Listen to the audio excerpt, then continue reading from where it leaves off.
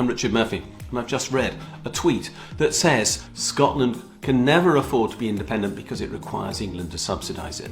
This is based upon a completely fabricated accounting statement made up by, well, since 1992, by the Scottish Government itself, I regret to say, and it's called GERS, the Government Expenditure and Revenue Scotland Statement. This document is fabricated because it does not show what an accountant, and I am a chartered accountant, would call a true and fair view of Scotland's financial position. Why? Because it only gives information on the income arising in Scotland, but it gives expenditure on what the UK claims is expenditure for Scotland.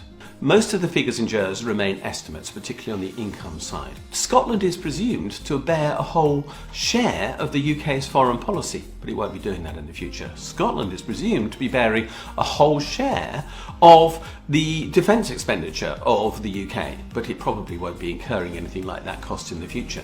It's entirely unreasonable to expect Scotland to bear that whole cost. And the result is, let's be blunt, that the GERS statement shows that a substantial part of the deficit of the UK arises entirely because of the activities, bizarrely, of Scotland, Wales and Northern Ireland. A small part of the overall population apparently create about half the total UK deficit. No, they don't. It's just accounting nonsense. As a chartered accountant, I can make numbers add up to almost anything you like. And this is a statement that is made to add up to make Scotland look as if it's dependent on England. Is Scotland actually going to be? No. Vast amounts of interest are paid in Scotland. And they're paid to banks and other financial institutions. Who pay tax on that? Where are they taxed? In England. Where will they be taxed in the future?